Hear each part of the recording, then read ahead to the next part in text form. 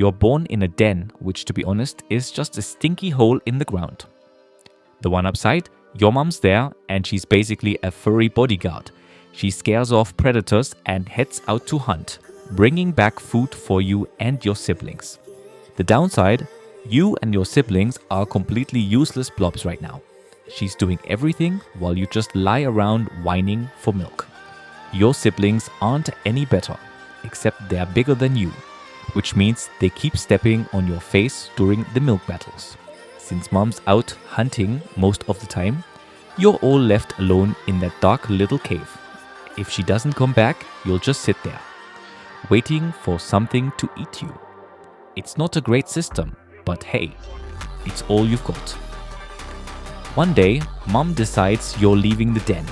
You're not ready, but she couldn't care less. She drags you and your siblings out into the jungle, where everything either runs too fast to catch or wants to eat you. Apparently, this is what she calls training. Lesson 1. Stay quiet. You fail immediately. One step and you snap a twig so loud, it sounds like fireworks. The rabbit she was sneaking up on sprints off and she gives you a look so deadly you almost drop dead on the spot. Eventually, she catches a bird and lets you and your siblings tear into the scraps. It's your first taste of meat.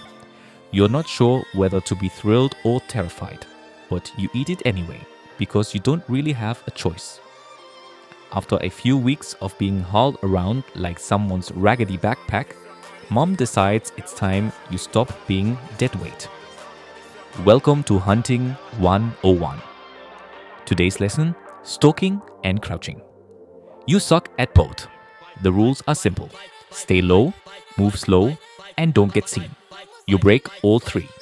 Your crouch is clumsy, your steps are noisy, and you couldn't stay hidden if your life depended on it.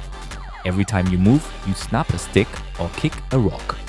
Mom floats through the bushes like a ninja. You try to copy her and slam straight into a tree. Your first target? A rabbit. It's just sitting there, munching grass. You sneak up like a pro until you sneeze. The rabbit bolts and you're left face down in the dot. Mom stares at you in silence and somehow that's worse than yelling. Over the next few weeks, you keep trying. You mess up. A lot. You trip over your own feet. You chase animals that are way too fast or way too big. Sometimes you just give up and lie in the grass, hoping a snuck falls from the sky. It never does, but you don't quit. Slowly, you start to get better. You catch a mouse, then a lizard. Tiny wins, but they count. You're still terrible at hunting, but at least now there's hope. Mom keeps guiding you, though it's clear her patience is wearing thin. You are trailing behind her through the jungle, trying your best not to blow it again. You're minding your own business when she suddenly stops, so fast you almost walk right into her. She sniffs the air, then gives you a shove towards some bushes. No time for questions, you just go. Then you see them. Wolves. An entire pack. They're massive, mean-looking, and way too close for comfort. You freeze. But your mom? She doesn't. She steps forward, growling low, tail twitching. The wolves don't back down. 1 inch closer. Mom pounces. She sinks her teeth into its neck. It yelps and scrambles back. The others hesitate, clearly rethinking their life choices. After what feels like hours, they retreat, throwing dirty looks as they go. Mom watches them vanish, then turns back like nothing happened. You're still shaking like a leaf. That night, you curl up next to her, doing your best not to think about how close you came to being dinner. By the time you're about a year old, you've picked up a few things. How to move without tripping, how to stay quiet, how not to be completely obvious. You're still clumsy, but better than before. Mom's still the lit hunter, but she's letting you take on more responsibility. She spots a deer and signals, it's your time to help. You crouch, creep forward, and trying to get into position. But when the moment comes, you freeze. The deer bolts. Mom chases it down herself. When she returns, she doesn't look thrilled. This happens a lot. You try to help, but you're too slow or too loud.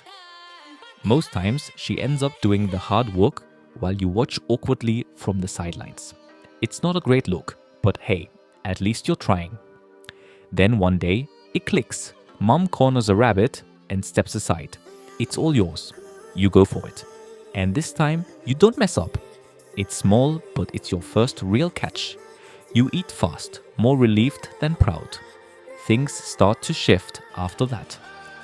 Mom starts pulling back. She expects you to handle more solo. Sometimes she'll spot prey and just ignore it, clearly giving you the chance to step up.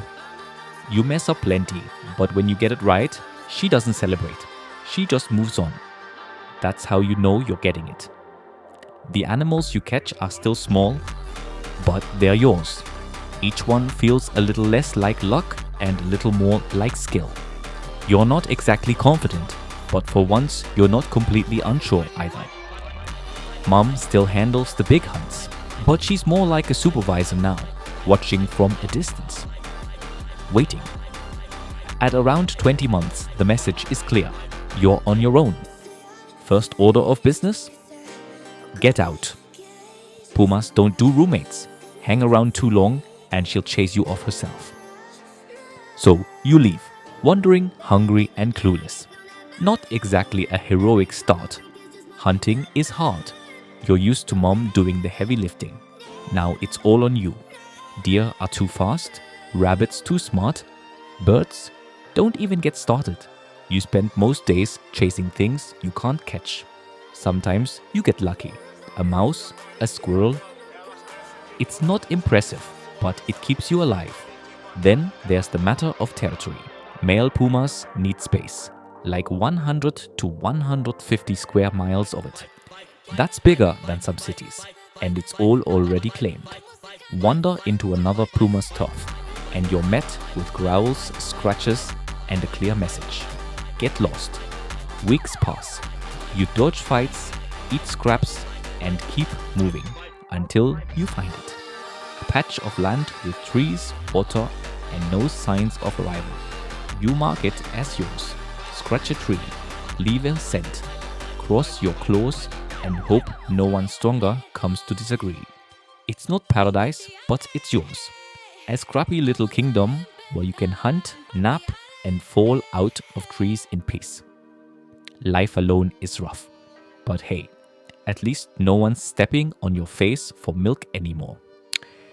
With territory claimed, things settle into a rhythm. Well, if avoiding death every day counts as rhythm, you'd like to think you're getting the hang of it. Hunting becomes your top priority. Deer are the goal. They can feed you for days if you're lucky, but they're sharp, fast, and always seem to know you're coming. You've got to be stealthy. Low to the ground, move with the wind, and pray your stomach doesn't growl at the wrong time. When you do make a kill, it's worth it. You drag it to a quiet spot, feast, and stash what's left. Of course, coyotes and vultures show up like they own the place. You chase them off when you can, but sometimes it's just not worth the fight. You also have to patrol your land. Daily. Check for intruders. If you catch a rival scent, you face a choice. Fight or pretend you didn't see it. Most days, you choose the second option. That's not cowardice, it's survival. Sometimes a female visits, checks out the territory. If she likes it, you spend a few days together. No strings, no promises. She leaves. You go back to your routine, hunting, eating, and avoiding things with sharper claws than yours. By the time you hit your prime, everything revolves around one thing: keeping what's yours. Hunting isn't the only challenge anymore. Every inch of your range is a prize others want. Now, it's not just about staying alive, it's about strategy. You're playing chess with animals that don't know chess, and losing means dying. You start finding signs, claw marks, fresh scent trails, or worse, a poop pile. That's not just rude, it's a challenge. If you respond, it's a brutal fight. No rule, just claws, teeth and fury. Even if you win, you don't walk away clean. That's the cost of being king. Then there's balance. Hunt too much in one spot and prey vanishes. You've got to roam smart, take just enough, and leave the buffet mostly intact.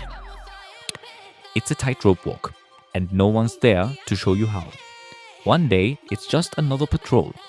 You've chased off a nosy coyote, snagged a decent meal. As the sun sets, you spot something weird, a rabbit, on a strange flat surface. The ground smells hot, looks shiny, and is lined with glowing streaks of light. The rabbit, completely chill, queuing away like it owns the place. You crouch, lock eyes. The ground might be odd, but this is easy. You inch closer, silent, muscles tight, ready to strike. Then everything changes. A deep roar fills the air. Blinding lights come flying at you, fast. Way faster than anything you've ever seen. There's no time to react, and just like that, it's over. This is how 28% of pumas die, not from hunger, not from predators, but from cars. The rabbit, it hops away, totally unaware of the chaos it caused. The lights vanish, the night goes still, and your territory, once fiercely guarded, belongs to no one. Life as a puma is rough. But there's another animal that's got it even worse. Trust me, it's wild. Check out the next video